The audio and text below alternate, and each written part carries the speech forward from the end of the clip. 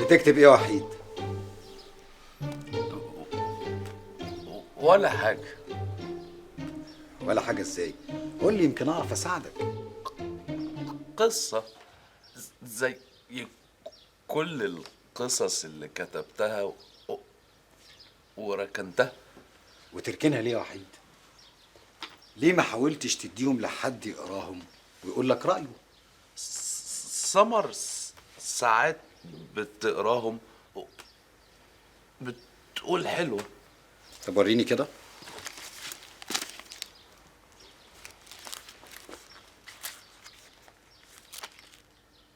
الحل الأخير ده عنوان القصة؟ اه بس لسه ما خلصتهاش. بس برافو عليك يا وحيد، ده عنوان قوي بجد. بتحكي عن ايه بقى؟ عن واحد ملوش حد في الدنيا ودايما حاسس بالظلم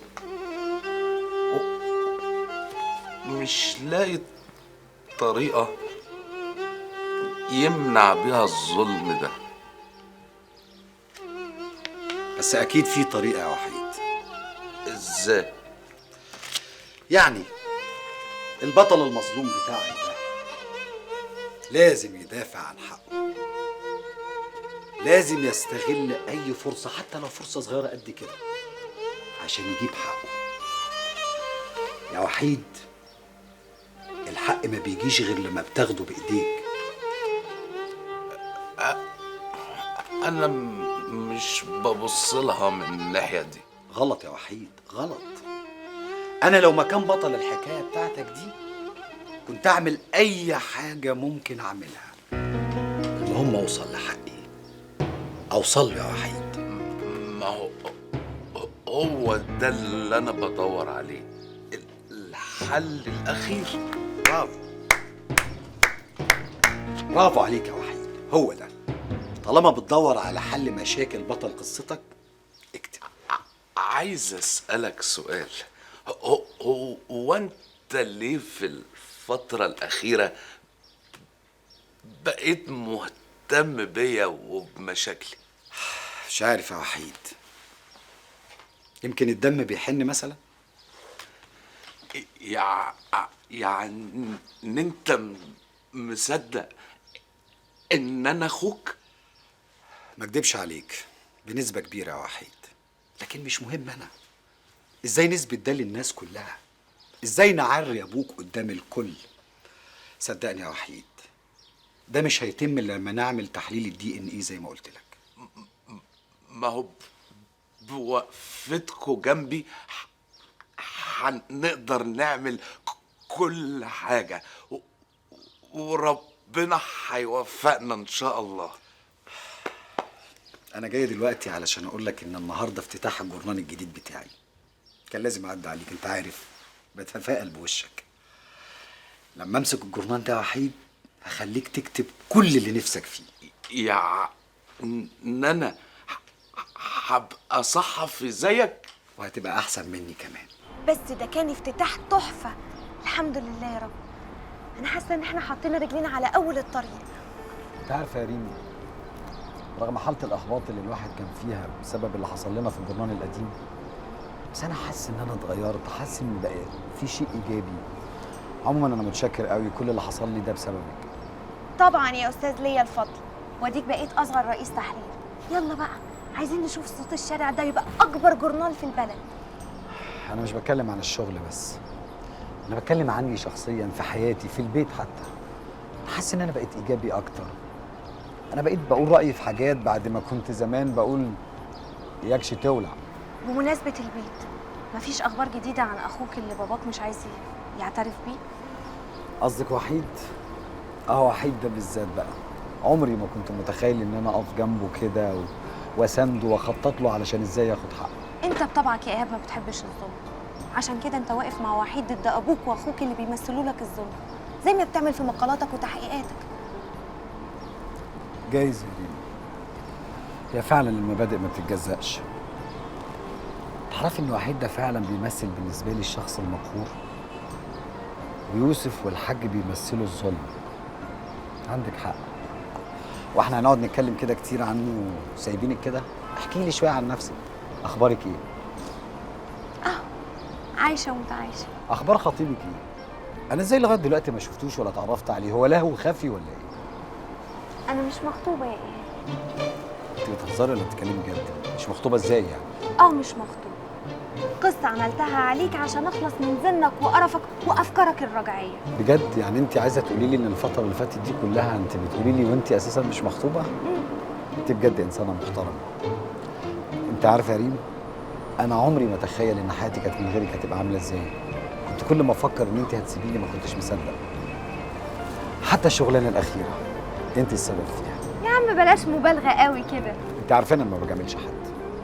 بجد انت نموذج للانسانه المحترمه اللي بتحافظ على نفسها، وشرف لاي حد انه يرتبط بيكي.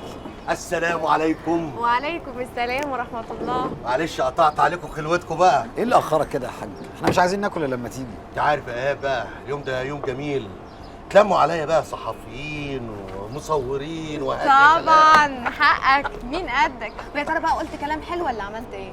ايه اللي قلت يا ريم؟ ده انا قلت كلام كتير جدا ولسه هقول. مبسوط بالتجربه يا حاج جاد؟ مبسوط؟ ده انا مبسوط ومزقطط. ايوه بقى كده عشان نكشف المستور. بس المهم ما نفتريش على حد. ايوه بس برضه نوقف المفتري عند حده. قصدك مين يا حاج؟ يوسف اخوك.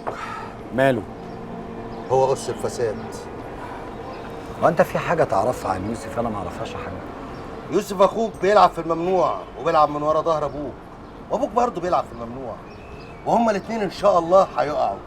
بعدين خلي بالك يوسف واكل مخ ابوك عشان في الاخر يكوش على الوكاله. ما تقلقش يا حاج، احنا واخدين بالنا وعاملين تكتل ضدهم، وان شاء الله احنا صاحيين لهم وهنعرف نكشفهم كويس.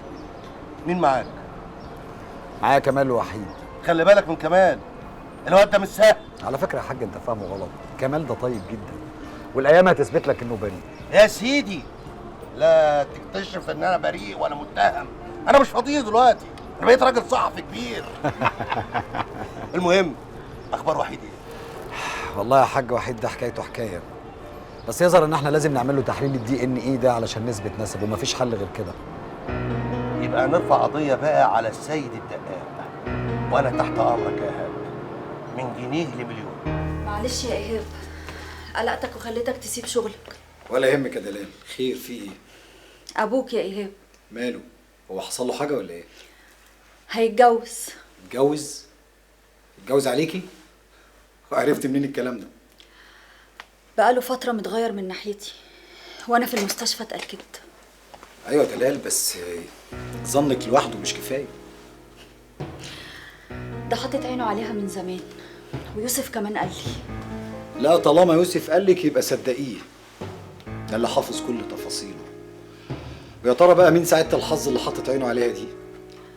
لقاء مرات الحاج جاد؟ طليقه الحاج جاد. بس هو ما قاليش. وانت في بينك وبينه كلام؟ طبعا، الحاج جاد من الناس المساهمين في الجورنال الجديد اللي بشتغل فيه. وانت ايه رايك؟ رايي احنا لازم نمنع الجوازه دي باي ثمن. هتعمل ايه؟ يا عم بقى انا مشغول على مين؟ الله انتوا بتعملوا فيها مشغول على مين؟ مشغول على يوسف الدقاق. اهلا بالدقاق الصغير ها؟ الصغير بقى بيكبر يا جاد. نورتنا يا يوسف. نورتك اهو، بتقولها بلسانك. طب لما انا نورتك عايز تضلمها عليا ليه يا جاد؟ ضلمتها عليك عشان بتحب الضلمه وبتحب تلعب فيها زي الخفافيش. مفيش ايه وضلمة ايه وايه الكلام الاخاني اللي انت بتقوله ده؟ يا عم تبعد عننا يا عم، الله لا يسيئك. يا عم مش انت نسترزق وانت كمان استرزق بقى. الله ما تخافش شغل التسليط وخراب البيوت ده. استغفر الله العظيم، تسليط ايه؟ انا بحميك يا يوسف وبحمي البلد. ايه؟ بتحمي ايه؟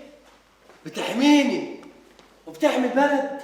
قولها تاني والنبي، كيف لي وداني. بتحمي مين؟ بحب البلد. الله، وانت تحب البلد تقوم تخرب بيت اللي جايبيني انا؟ البضاعه اللي اتصدرت دي فيها شقه عمري، انا كنت هرفع حديد بسببك. ما انا ما اسمحلكش يا يوسف تروح تجيب بضاعه ملهاش اصل ولا فصل وتبدر بيها البلد. انا لو اخويا عمل كده هحبسه، واي حد شريف يخاف على البلد يبقى صاحب البلد. يا عم ايه الكلام اللي انت، يا عم الحاج ايه اللي انت بتقوله ده؟ وبعدين ايه الدليل بقى اللي انت ماسكه ان البضاعه دي مش مظبوطه؟ يوسف يا دقات، انا مش صغير، انا جدي المنياوي، عمري كله راح في التجاره وفي السوق، واعرف كويس قوي الورش اللي تحت السلم في الصين والبضاعه المضروبه اللي بيعملوها. واحنا بقى بضاعتنا كلها سليمه يا جاد يا منياوي. والتليفونات المضروبه اللي جبتها اللي بتدمر خلايا المخ، انا مش هسمح ابدا ان اهل بلدي يموتوا بسبب طمعك. بقول لك ايه، ابعد عن المشوار ده، ابعد عنه احسن لك، عشان الهيلمان بتاعك ده كله وشغلك ده كله افركشهولك. سلام.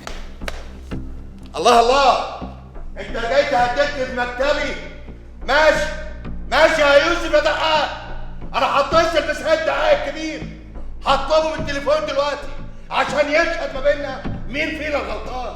يا عم هو الحاج ماله مال المشوار ده؟ الحاج مالوش صالح فيه، الموضوع ده انا اللي متصدق فيه، بتاع ناس اصحابي كده، وهم مصدريني وقايلين لي ان انا اللي اقوم بيه. طب روح قول بقى للناس اللي مصدرينك انت فيه، قول لهم ان جاد المنياوي وراهم ومش هسيبهم.